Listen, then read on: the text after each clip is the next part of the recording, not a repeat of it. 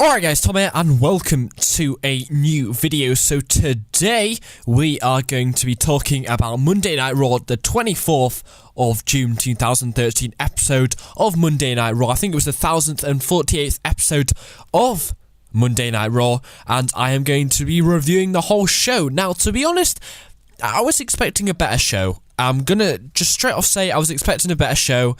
Now, I'm hopping on Twitter now, gonna kind of see a mixed reaction because a lot of people have been very impressed with the main event, and apart from that, I thought it was kind of very, very stale. I mean, there was a few decent points that did stick out for me, but as always, we start from the beginning on 0 hours and get all the way to the 3rd hour and 15 minutes, reviewing everything that happened on Monday Night Raw. So the first thing happened was that we got Michael Cole introducing us to Monday Night Raw, and Bryan comes out to absolute amazing pop tonight on Monday Night Raw. Absolutely incredible pop. The crowd were absolutely berserk the whole night. Everybody had a beer and everybody was absolutely freaking out every time somebody decent came out. Now, tonight's Monday Night Raw opens up.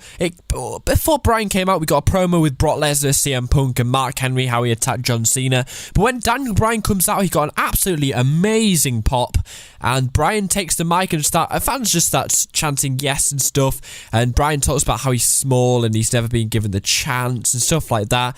And Bryan just keeps moaning on and on and on. And Randy Orton comes out. He has enough. And the match gets underway between Bryan and Randy Orton for the 3rd time. Wasn't the last time, even on that Monday Night Raw, because we also got a rematch, because this match actually ended up in a double disqualification. Now, this match started absolutely amazingly. I mean, it was only like 2 minutes max long, but it ended in disqualification because Bryan just flew in there and hit Randy Orton, hit the referee out of the way, and he disqualified the match and just stopped the match, really. Now, the match was really, really intense. It was absolutely incredible. There was clotheslines everywhere. Bryan got tossed over the announce table by Randy Orton. It was absolutely incredible. I mean, both people just looked absolutely on fire, and the match got cancelled, and we got a rematch later on for the main event, which was epic. But to be honest, this match was absolutely awesome. I'm gonna give it a 9 out of 10 because it wasn't really a complete match, but it was a great way to start off Monday Night Raw with an absolutely incredible match. I couldn't believe it. It was really, really good. Now, back from the break, and Brad Maddox was talking to Vickie Guerrero backstage. Now, Bryan comes in, starts ranting about the double disqualification and how it makes him look weak and stuff. And Bryan basically says he wants a rematch with Orton tonight to settle the score tonight. So Maddox says they have a very busy night and it's just really impossible to fit them in. And then Bryan just basically says, if you don't give me a match between me and Randy Orton, I will face you, Brad Maddox, tonight. So Vickie Guerrero kindly defends Brad Maddox and says, yes, you've got your match against Randy Orton tonight. And she will basically pick these stipulations. So Triple H later came in and was like, yeah, we should get the fans to get involved. This is a fan show. And he was big in all the fact that we're getting the fans involved, but that's what they did last Monday Night Raw. They got the fans involved in the match. Got ended again. But anyway, the next match was Cody Rhodes and Damien Sandow, Team Rhodes Scholars versus Sheamus and Christian. Now, Cody Rhodes and Damien Sandow are an absolutely incredible tag team, and I mean, Sheamus and Christian, when Christian's music came on, I absolutely marked out because I love the guy. I mean, he looks as good as ever. He says he wants that one more match, that one main event match. To be honest, Sheamus sold it tonight. I thought he was really, really good. I mean, Sheamus and Christian paired together really, really well. I mean, the match started off with Cody Rhodes and Christian starting off in the ring. Two in-ring gods. Cody Rhodes, a 3rd-generation superstar, and Christian, a household name, and is just really high up in there in the WWE's names. Christian put on an absolute show with Cody Rhodes in this match. They were doing like suplexes, awesome unique maneuvers in and out of the ring. I mean, Cody Rhodes got a really, really interesting submission on, I believe it was Christian, I'm going to guess. And the match was really, really good, actually. Now, I wasn't particularly keen on the ending. Now, Damien Sandow was getting absolutely completely battered up by Sheamus. He went into the corner where his buddy his buddy Cody Rhodes was, and basically Cody Rhodes tagged himself in. Now, Damien Sandow was struggling to get out of the ring, so Cody Rhodes pushed him out of the way, and Sheamus just delivered a bro kick to Cody Rhodes, and that was kind of a hint towards the fact that they might be breaking up the tag team between Cody Rhodes and Damien Sandow, which is quite annoying. But I mean, they're a great tag team, but they need to go their separate ways. Let's be honest. I mean, no people like them ever do well. If you come into the WWE as a tag team, fair enough. You've got the Shield, the Usos. They came in Primo and Epico. They came in as a tag team. But if you're going to come in as singles division and then later come in as a tag team, it just never sells with me, to be honest. And I always think you should just stick with what you basically came as and was good as. So Cody Rhodes and Damien Sandow had a bit of a mix-up. There was no after-match, rant or anything between them, but it is a slight hint that we might be breaking up from them two. But to be honest, the match was great. I mean, Damien Sandow and Sheamus had a really, really good fiery start when they both got into the ring together. The crowd was absolutely pumped for Sheamus, and I mean, that really helped because the match was absolutely awesome. I was pretty impressed. I mean, I was like, at this stage, I was pretty excited for the later matches that we had for this event because Sheamus and Sandow stole this tag team match. I mean, I said Christian and Cody Rhodes was good, but when Sandow and Sheamus got involved, it was just so quick paced. It was bang, bang, bang. It was awesome. I mean, I was going to say it was typical Sheamus, but it was typical Sheamus mixed with a little bit of unpredictability because, I don't know, it was just something new from Sheamus. I've always said he's better as a heel, but I mean, it was something new from Sheamus. I mean, he was doing us all predictable stuff with the bro kick, etc. But you also had a kind of fast-paced, unique style to Sheamus's fighting, which we haven't really seen for quite a long time.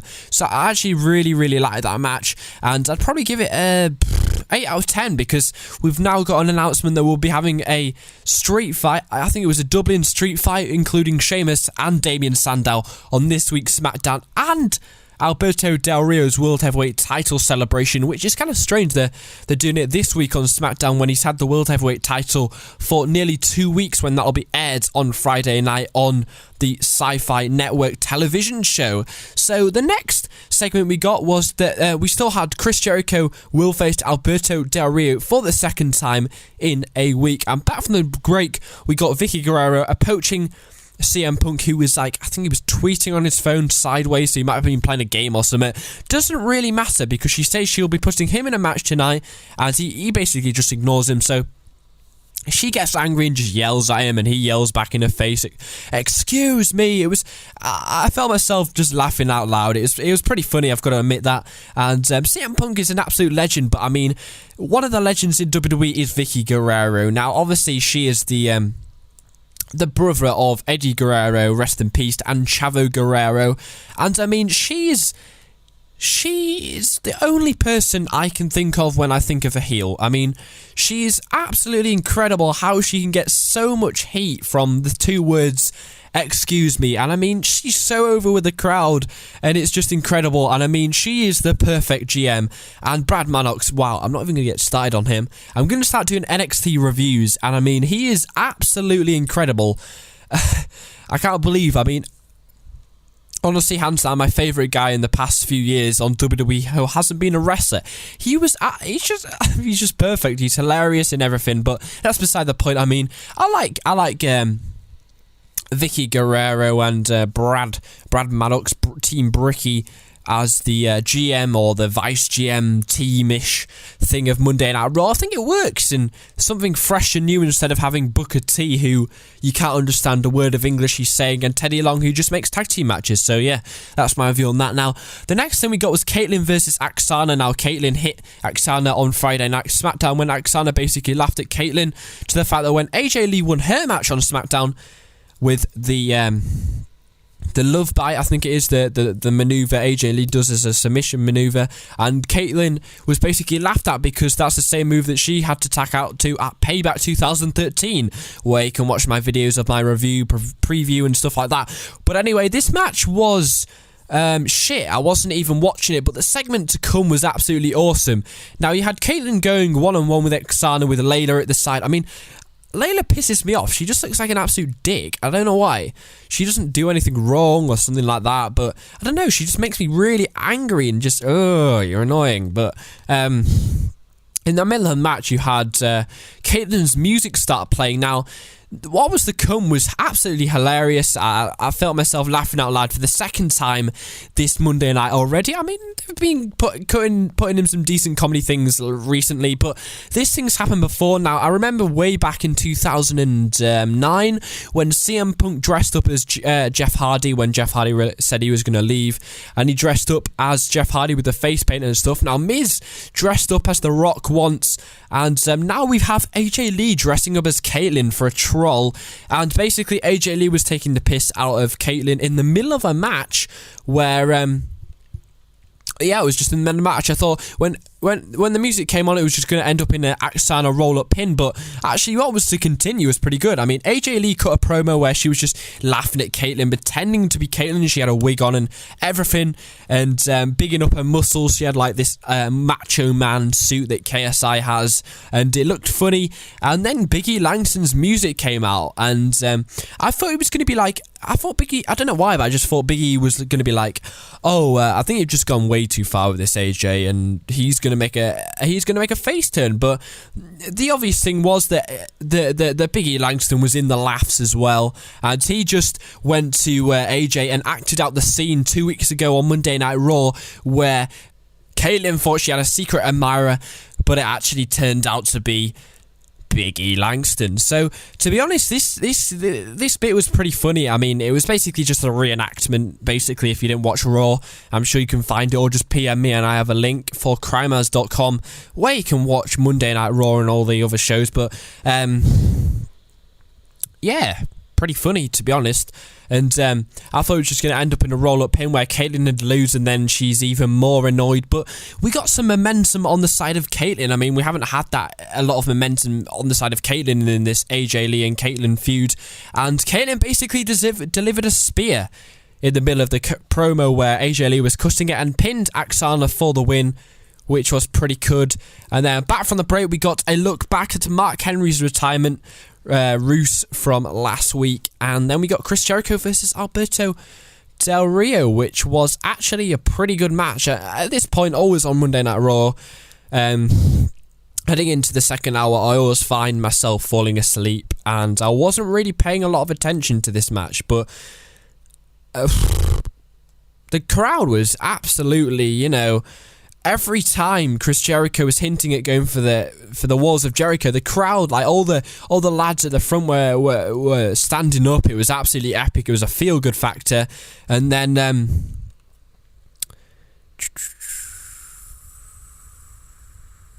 Del Rio locks in the cross arm breaker, but Jericho finally makes it to the ropes and breaks the hold. Jericho got the walls of Jericho in, but Ricardo runs in with the bucket.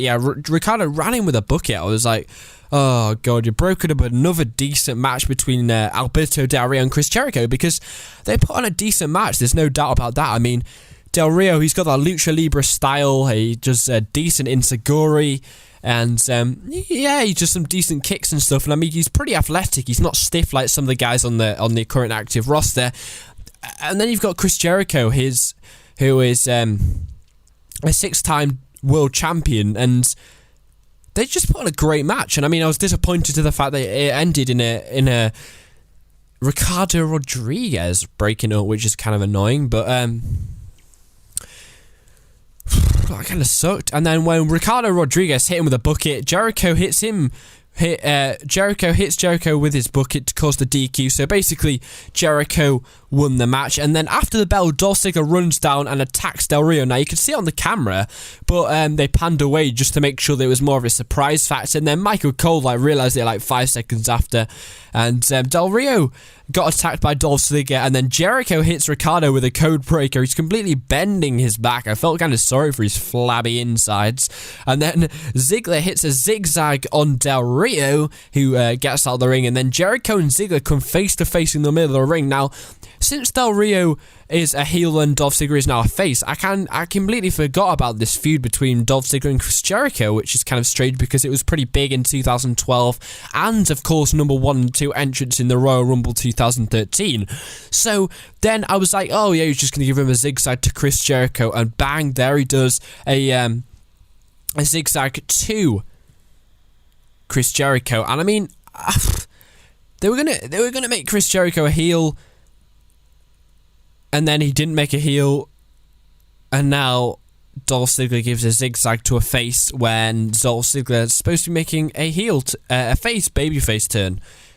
So I'm a bit confused on that. But the match was 7 out of 10. I didn't like the ending. I thought it was pretty cheap and yeah, not great for both competitors who put on a decent match. Now, Brad Maddox and Vickie Guerrero were in the ring for the 2K14 reveal of the cover, and Jerry the King Lawler was basically talking about how the fans can make a cover. We all knew about this a few days ago, and it all seems like WWE are always a few days behind current news, but even though they're like the ambassadors of social media and whatever. Now, Vickie Guerrero said that she actually designed one herself where she put all the McMahon family on the front cover. They seem to be egging this feud way too much. Vince McMahon, Stephanie McMahon, the middle woman, not the middle man, like I said in my preview show, Triple H. It seems like they're egging it a bit too much and using Vickie Guerrero's power a bit cheesy and corny. And then Brad Maddox was like, hang on a minute, I made one as well, where he has John Cena, CM Punk, and him in the middle on the cover. And then Jerry finally put us out of our misery. To be honest, I'd much rather have Brad Maddox's one, because Jerry the King Lawler brought down a poster of the one where it featured the one and only, the Brahma Bull, The Rock. Now, without a doubt, he's one of the biggest movie stars in the whole world at this current time. There's no doubt about that. But I don't respect the guy. I never liked him. Now, he came into the WWE as a heel as a start off in the Attitude Era between when he was aligned with the McMahon family, etc. And he's only there because of his dad. He didn't do any trials or anything. And he gets on the main event of Royal Rumble, Elimination Chamber, Royal Rumble, and now he's gone. WrestleMania, and now he's gone. Where is he? Exactly, and he gets on the front cover. Now, I know it's good for business, but yeah, there's guys like Ziggler, John Cena, CM Punk, and Undertaker, who, yeah, he came back this year, and he stayed on after WrestleMania for a few matches. Now, he's way past The Rock, without a doubt, like, in age and stuff. And Kane, they deserve to be on the front. Now, can't you put money aside and just get guys like that? But I'm just wasting my time now. Back from the break, we're ready for the 2K14 reveal. Yes, I've read that. Now, Vickie Guerrero then announces the stipulations will be a street fight, lumberjack, or falls count anywhere for Orton and Daniel Bryan. Now, to be honest, I don't have the WWE app, but I would have chosen a falls count anywhere for this match, but you'd be surprised what the WWE fans chose. The next match was Ryback versus the Great Khali. Just going to skip over that match because it was pretty boring, and Ryback managed to lift up the Great Khali into a shell shock. Now, the Great Khali can't wrestle. Ryback gets a lot of stick because people say he can't wrestle. Internet fans say he can't wrestle, and I find him pretty entertaining, so leave him alone, yeah, because he'll eat you. But this match was pointless, and feel sorry for Great Khali because he was once a big star, but he can never really wrestle. I mean, SummerSlam 2008, he had the main event World Heavyweight Championship match where he tried to get the World Heavyweight Championship off Triple H, but obviously he failed. And he can't wrestle. I remember then the crowd was like, you can't wrestle. And he's still here after, 5 years? And he still can't wrestle. And he's now with Hornswoggle and Natalya. Brilliant. So Ryback won, and we later got an announcement that Ryback will have a competitor for a Money in the Bank match on his own, which is awesome. Now, hopefully Ryback wins because he hasn't won a pay-per-view match since this time last year at over the limit, which is absolutely ridiculous. Now, the next match was a number one contenders match for the tag team titles. Now, I was pretty shocked about this. I was like, ooh, this is awesome. You had Tensai and Brodus Clay come out, and then you had the 3MB come out, and then I was like, fuck. Are they taking this seriously? And then the Usos come out. It's like, yay! A decent tag team, an old school tag team who have meaning with the Rikishi and Too Cool. And I was like, yeah, the Usos are going to win, and they did. It was a triple threat tag team match. I never got the concept of this. I wasn't really taking much notice until the Usos were there, because they were absolutely awesome. They were so undermined, and I really hope people catch on to these guys soon before they slightly dissolve away, because they are going to be challenging the Shield. We all know that they're not going to beat the Shield at Money in the Bank, because the Shield are dominant, and guys like people like the Usos, who are not fully over yet. They're never going to be fully over, let's be honest. You can't take them seriously because they're face. But they're never going to take the tag team titles off the Shield. It's only going to be the Wyatt family, really, if you think about it. I know I'm talking on a broad scale here, but it's only going to be the Wyatt family who's going to take the tag team titles off the Shield, really, at the end of the day. It's not going to be some petty tag team like the Usos, unless they build them well. Now, you're not going to build them well if you're going to put them up against Tensai and Brodus Clay and Jinder Mahal and Drew McIntyre 3MB, are you? But the Usos won. I'd give this match a 5 out of 10 simply because the other competitors in the match. But the Usos did very, very well in this match. I thought they performed very, very well. Now, the next segment was the Paul Heyman and CM Punk segment, which was the best segment of the night, without a doubt. And CM Punk came out and basically asked... it was Paul Heyman came out, and he basically asked CM Punk to come out and talk face-to-face about whatever CM Punk was asking in his text, where Paul Heyman was been ignoring him all week about when Brock Lesnar F5'd him, and Paul Heyman straight up said that it's not his fault, and he didn't tell Brock Lesnar to do anything. Shame Brock Lesnar wasn't here. I know he's never there. He's not committed to the company whatsoever, but he's a beast, and he can do what he wants because he sells. He sells pay-per-views well, and the WWE needs to keep him on their side. So as long as he's still in a main event pay-per-view at SummerSlam, doesn't matter if he's not here on Raw. If Paul Heyman or Curtis Axel or whatever can build him up, then that's absolutely fine, I guess. Now, CM Punk hugged it out with Paul Heyman, and they seem okay. Well, until the next bit. But yeah, not much to say about that. The segment was decent, and the next segment, or the match, sorry, was Darren Young versus CM Punk. Now, I was like, when it came out from commercial, I was like, is this a mistake? What the hell is CM Punk doing in the ring? But we actually got this match between Darren Young, who I cannot take seriously, with Titus O'Neil, versus CM Punk. Now, the match winner was CM Punk with an Anaconda device.